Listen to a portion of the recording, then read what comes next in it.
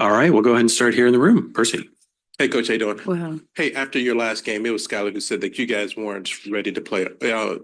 After that type of performance, are you, as a coach, kind of curious as to how your team sort of comes back that next game? yeah, I am. And we have a locker room full of competitors and people who are well aware of, our potential and how we should show up. And so, yeah, I'm curious. I'm excited. I'm ready to get some opportunity to try again. Is there any sort of, I guess, sort of comfort in the fact that you guys, even with 11 games left, kind of control your own destiny? Yeah, definitely so. We don't want to be in a situation where we're kind of watching at the end of the season, seeing who needs to win, who does not, what losses need to happen. The thing about life in general, when we are able to control our controllables, that puts the accountability on us. And I think we have worked very hard to get to this position. And it's about just trying to find, get back to us on both sides of the basketball. But being in control of our destiny is something that I like. And in these past 4 games, just what's going on with the perimeter defense? Yeah. Atlanta, I think Ryan Howard got off a bit. Washington, it was Lexi. Last game, they had 8 in the first half before you guys kind of shut their water off there. But what's going on with perimeter defense? Right after the break, no excuse, but Jordan kind of had a little bit of a back issue. She wasn't really moving well into kind of that third game into our road trip. She wasn't herself defensively, and not to put the blame on her, but I think she can lock up anybody in this league. And so just again trying to find ourselves, our rhythm. I don't think our communication has been good at all defensively. We've been pretty simple and solid with our schemes, but if we're not talking out there, overly communicating, then those things don't get executed. And that's what we saw in Indiana as well. It felt like, oh, what are they doing in ball screens? We literally weren't communicating, over rotating and leaving corners open. And that's something that hasn't been characteristic of us all season. And so we address those things, but at the end of the day, too, in this league, it comes down to one-on-one. Just buckling down, mano a mano, and not letting your matchup score, having some pride in that. So, we talk through these things, we watch things on film, and hopefully we show that today. Are you able to do that trapping that you guys like? Because it felt at times that the ball got out of the trap and found itself. We haven't actually trapped a lot, which is interesting. Like, we've been very, strategic with how we want to trap. And the times that we have trapped, I agree, they haven't been strong. People are getting out of them and seeing them, getting a beat on them. So we haven't trapped as much as we usually do. Kind of maybe looks like that because we're not communicating. But at the end of the day, a lot of you brought up Ryan Howard. She's not in a lot of ball screens. Sometimes she is more so than Gray. But when she cooked us in Atlanta, it was just one-on-one. So we have to just take the challenge and lock in on her. One of the things that were said after the game, after last game, was that the team was not ready yet. Was not ready. This one day that you had between one game and the other, how do you make sure that the team is ready all around? Yeah, from a coaching standpoint, from a staff standpoint, we give them everything that they need. From preparing their bodies with treatment to preparing their minds with film. At the end of the day, we can't play on the court with them. It is a mindset. It is a level of respect that you have for the game. And it is an emotion for me. Like I talked about after the game, we're one of 144 spots, right? I don't know how many players are in the league currently, but that within itself should ignite something within you day in and day out, because not everybody has an opportunity to do this. So, from my standpoint, I give them everything that I can to prepare. And from their standpoint, it's about just buckling down and hooping. Same starters tonight?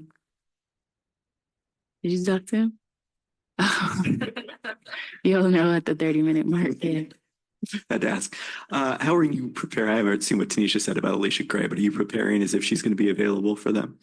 How do we prepare for Alicia Gray? But you're preparing if she's going to be available. Is she going to be available? Yeah. You didn't ask Tanisha? Okay. I make it over for that.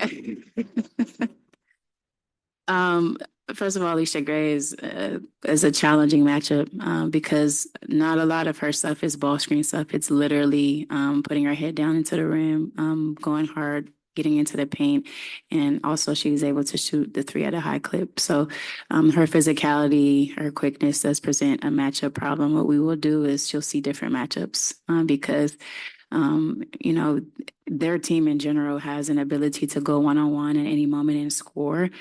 So I think we had to utilize our agility, our it's a word I'm thinking of, our ability to guard multiple positions from different players, versatility. Thank you, everybody, for helping me out. To kind of keep her off kilter. And you know, on the other end of the floor, I think we have to find ways to attack Gray because she could be foul prone as well. So it's kind of utilizing the whole strategy to really keep her off kilter. Just in terms of Gabby played one game, how do you see her meshing with the team today? Yeah. She's gonna be on limited minutes, or she's fully available? Yeah, I mean, it's the great thing about Gabby, she knows our system. And so for her to, you know, she's initiating a lot of our offense with certain lineups. And for me, the biggest thing is her impact on the defensive end the other night, you know, the deflections, the steals, and her playmaking ability when we are able to get out and run. So to have a player like that who kind of, I think Sky said, fits like a glove, she does. And then it's just a matter of time. You know, our time is very limited, but just kind of getting those reps in the game. And I think she's going to continue to really impact us. Let's take a question from Christian on Zoom. Christian, go ahead with your question. Hey, Coach. I hope you're doing well. I know there's some previous questions about the team's effort as far as the defending the three-point line. But I was wondering if you noticed that before the break, the Seattle Storm were limiting teams to around 28% from above the break three-pointers. But entering these last four games, they're actually leading the league, allowing opponents to shoot around 39%. With the film that you've watched the last couple days, I was wondering, is that something that you've picked up on, something that you've noticed in that part of the floor? Not specifically that part of the floor, but obviously stats show that. I think, you know, it's a couple of things that are happening. I think I will point to the biggest thing is our communication level.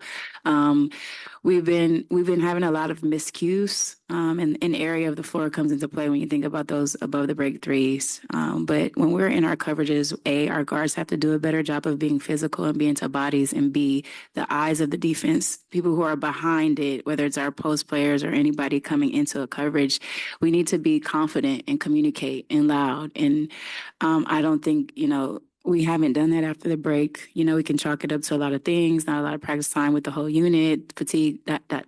I'm not utilizing any excuses. We just have to be better. And I think we have to just be stronger in the manner in which we communicate.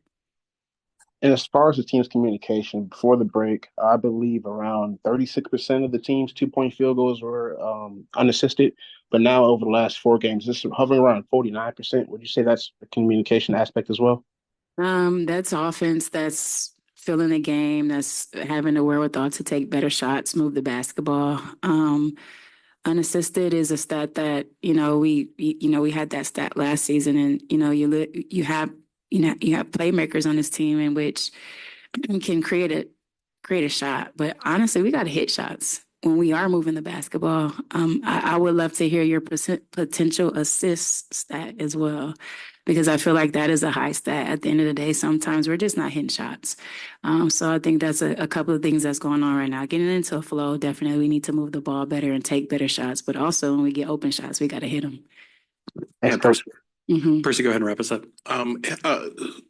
You know, after those like tough losses, who says and does the things in the locker room that needs to be said? Because it felt like in years past that kind of felt to Sue, but just want to, like, within this sort of current makeup of the team, like who sort of takes over that? Yeah, that's a great question. I'm not in there a lot of times when it's solely the players. Obviously, when I'm in there, sometimes it gets very spirited.